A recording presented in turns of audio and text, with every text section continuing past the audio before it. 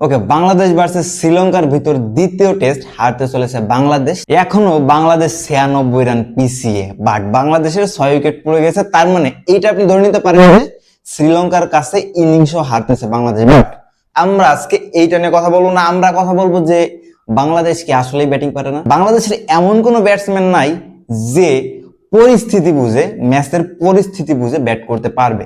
আমি কেন এই কথা বলছি আপনি যদি একটু লক্ষ্য করে দেখেন, দ্বিতীয় টেস্টের প্রথম ইনিংসে লিটন দাস এবং মুশফিকুর রহিমের যে দুইটা শট খেলেছেন, যে দুইটা শট খেলে তারা আউট হয়েছেন, তাদের কি আসলে কোনো কমন সেন্স নাই?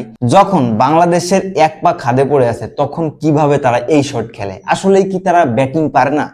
আমার মনে হয় না বাংলাদেশের ওই লেভেলের কোনো ব্যাটসম্যান আছে যারা ম্যাচের পরিস্থিতি বুঝে ব্যাট করতে পারবে। আসলে এই দোষটা কি সম্পূর্ণ আপনি ক্রিকেটারদের দিতে পারবেন? অবশ্যই না। কেন আমি এই কথা বলছি? আচ্ছা, 2019 সালের কথা কি মনে আছে? 2019 সালের ওয়ার্ল্ড কাপ বাংলাদেশের ব্যাটিং লাইন আপ কত সুন্দর ছিল। মানে বাংলাদেশের ব্যাটসম্যানরা যে উইকেটে ব্যাট করতেছিল সবাই ভালো ব্যাট করতেছিল। কেন এমন হয়েছিল? আসল কথা হচ্ছে ইংল্যান্ডের যে উইকেট সম্পূর্ণ ব্যাটিং উইকেট। ব্যাটিং উইকেটের সাথে সিমাররা মানে ফাস্ট বোলাররা একটু সুযোগ পায়। বাট তখনকার সময় বাংলাদেশের ব্যাটিং কোচ ছিল নীল ম্যাকাঞ্জি। মনে আছে এই লোকটার কথা? নীল ম্যাকাঞ্জি যতদিন বাংলাদেশের কোচ ছিলেন, বাংলাদেশের ব্যাটিং লাইন আপ মানে ব্যাটসম্যানরা অনেক ভালো ব্যাটিং করতেছিল, মানে নেক্সট লেভেলের ব্যাটিং লাইন আপ ছিল।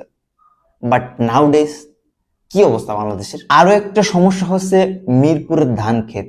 এইখানে একটা ব্যাটসম্যান ভালোভাবে ব্যাট করতে পারবে, অনেক রান করতে পারবে, 150-200 স্ট্রাইক রেটে ব্যাট করতে পারবে, এটা আপনি কখনো কল্পনা করতে পারবেন না। কারণ মিরপুর না, শুধু অন্যান্য যে উইকেট গুলো আছে, চট্টগ্রাম বলতে পারেন, সিলেট, এটা একটু অ্যাভারেজ উইকেট, বাট ওই রকম আহামরি না। আইপিএল বা এসএ টি20 বলতে পারেন, তারপর বিগ ব্যাশ লিগ বা ইংল্যান্ডের কোনো লিগের মতো উইকেট থাকে না। ইংল্যান্ডে আমরা যেমন উইকেট দেখতে পাই, সাউথ আফ্রিকায় আমরা যেমন উইকেট দেখতে পাই, ওইরকম উইকেট থাকে না। বাংলাদেশে একটা মরা উইকেট, তাকে বলে ধান ক্ষেত।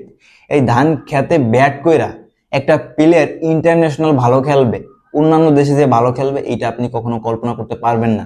আর তাছাড়া ব্যাটসম্যানদের স্কিল তো রয়েছে অবশ্যই। এখন দোষটা আপনি সম্পূর্ণ ব্যাটসম্যানদের দিতে পারবেন না, কারণ দোষটা যতটা ব্যাটসম্যানদের তার থেকে বেশি বাংলাদেশ ক্রিকেট বোর্ডের। কারণ একটা ধান খেতে খেলে আপনার স্ট্রাইক রেট কখনো 200 হবে না। যখন থেকে বাংলাদেশের উইকেট গুলো ভালো থাকবে, যেমন বিপিএল এর উইকেট বা ঘরোয়া ক্রিকেট লিগে যত উইকেট থাকে, এসব ভালো হবে, তখন থেকে বের হবে ব্যাটসম্যান। তখন দেখতে পারবো আমরা আমাদের টিমেও ইয়াসবি জয়সওয়ালের মতো ব্যাটসম্যান আছে যারা 200 স্ট্রাইক রেটে সবসময় ব্যাট করতে পারে। এজন্য আমি সবসময় দোষটা ব্যাটসম্যানদের দিব না। আর বর্তমান টিমের যে অবস্থা, এখানে ভালো মানের কোনো ব্যাটসম্যান নাই। টু বি হনেস্ট, এইখানে ভালো মানের কোনো ব্যাটসম্যান নাই। তাই এই দায়টা আমি সম্পূর্ণ দিতে চাই, ম্যাক্সিমাম বেশিরভাগ আমি দিতে চাই বাংলাদেশ ক্রিকেট বোর্ডকে। আপনাদের মতামত অবশ্যই কমেন্ট বক্সে জানান।